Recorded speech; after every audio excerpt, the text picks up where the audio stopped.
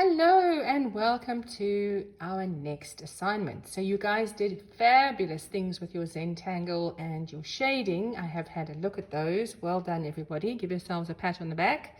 So today we're going to carry on with our elements of art and design, and what we're going to do today is going to seem a bit strange, a little bit kindergarten-y, but this is your starting point. So you are going to get an A3 piece of paper like this, and I want you to take a pencil and to randomly divide your paper up with a random series of scribbles.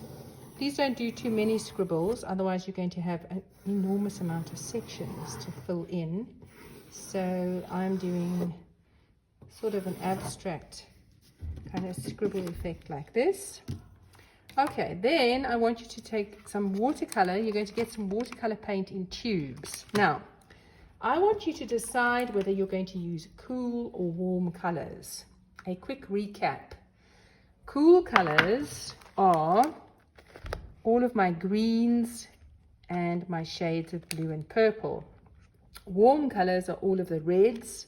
Pink is a warm color, reds, pinks, and oranges. So color restriction, you're going to use warm or cool colors. I've decided to use cool colors. So watch how little I need of this watercolor. Okay, you need a tiny amount. And you're going to color in with your brush. You're going to paint the different sections. And I want you to really think about how you're using the watercolor. And this is a chance for you to practice. Be very careful not to scrub the paper and to only paint in the same direction, and you really need to have a ton of water added. Okay, so don't scrub back and forth because you're going to make the paper look terrible. Okay, so this doesn't have to be perfect, and we're going to do every single section in a different color until you're done. So I'm just painting in like this. Doesn't matter if you go outside of the lines because we're going to be working on this quite a bit. Okay, so that's my next section over there like that. And I'm just going to keep going until I have painted the entire thing with watercolor. Right.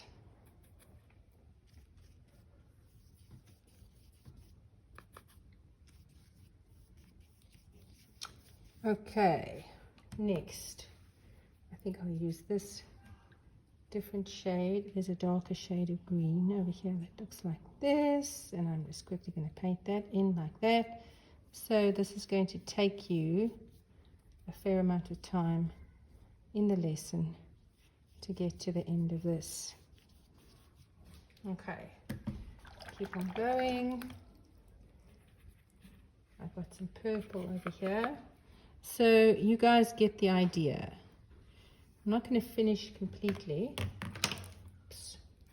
I'm just giving you your starting point for what you're going to be doing. Okay, so don't be too precious about how the color goes on. Okay, it doesn't matter. This is just the base for what you're going to be doing. Okay, you're going to work very, very carefully until you have filled your entire paper with watercolor. All the sections are done. And then we're going to start on the next part of this next time.